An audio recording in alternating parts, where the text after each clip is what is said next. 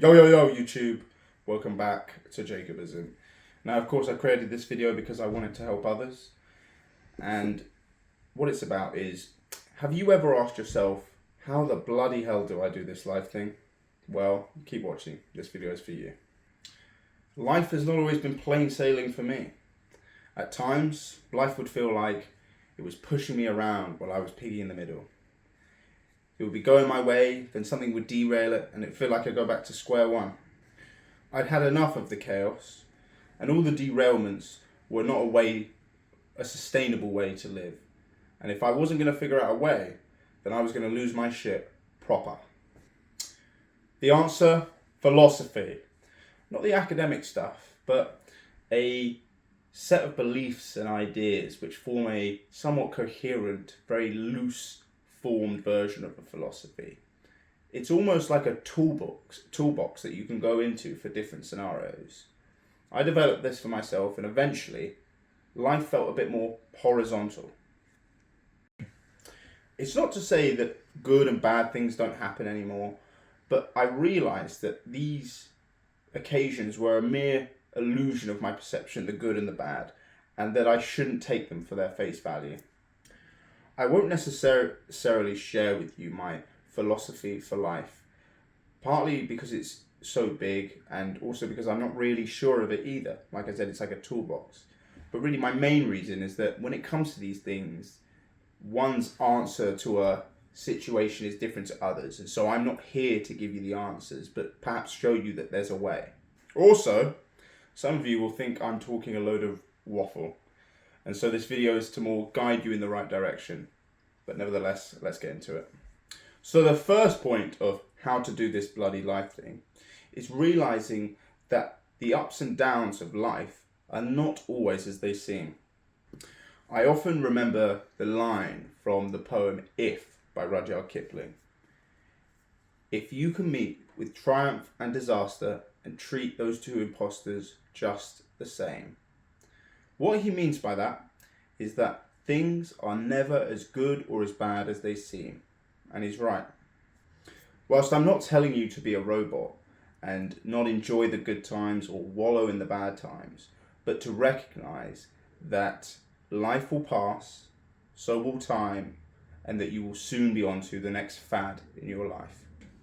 For example, if you get too hung up on things and too joyful when things are good, that can stifle the attitude in which it took you to get there. And on the flip side, when times are bad and if you are too grieved by your failure or loss, that can inhibit your ability to bounce back. By acknowledging this fact in life, you can take away the potency of the good and bad moments in life. This is, I believe, why you see people yo-yo with diets, burn out from career success, or abandon relationships when they get scared or bored. To stay on track with your goals and general life trajectory, acknowledge that life's successes and failures are mere perception. And remember, whether you win the lottery or lose someone you love, life is never as good or as bad as it seems. Point number 2 for how to do this bloody life thing is realizing that there is a game to everything in life. You can either moan about it or you can start swinging. Whether you want to be rich, secure a job when you leave university, date women or men, whatever you're into, or just have an easy time in life, you gotta play the game.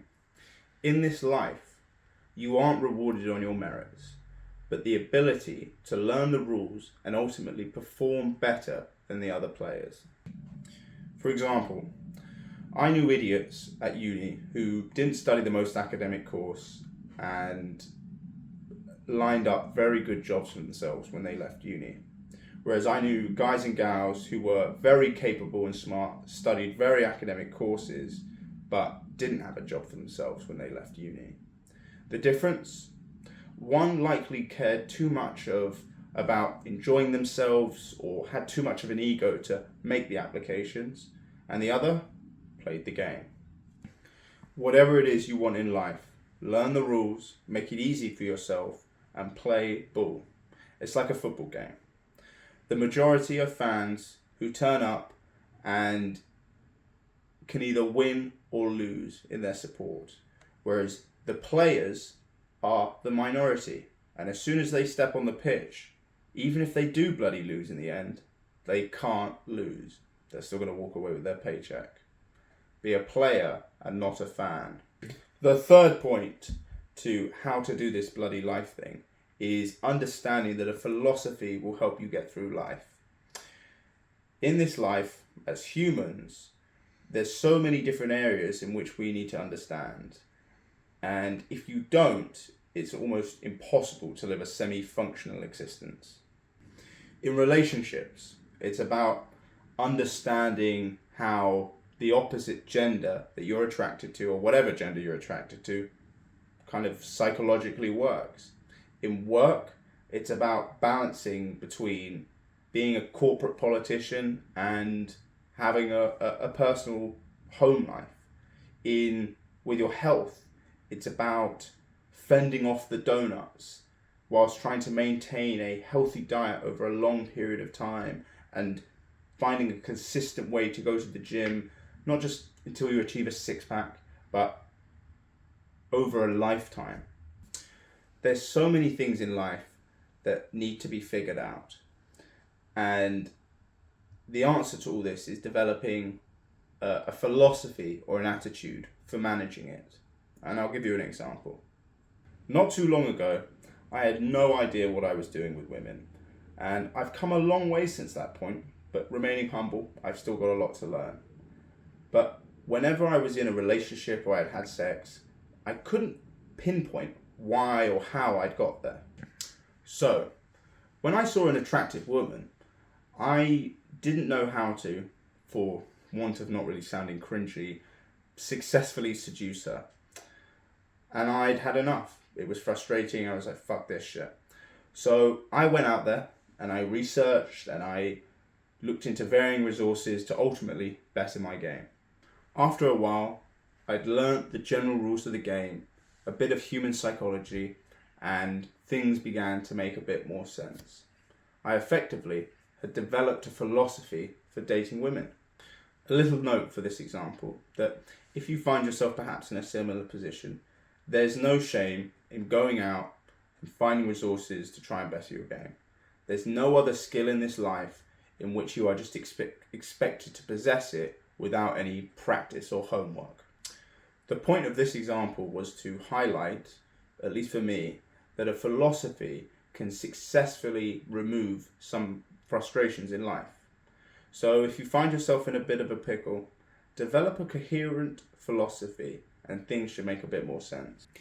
That being said, when it comes to figuring out a philosophy for dealing with women or humans, realize that when you're dealing with humans, they're unpredictable. And so you might develop an idea that, or a sub-philosophy of yours in which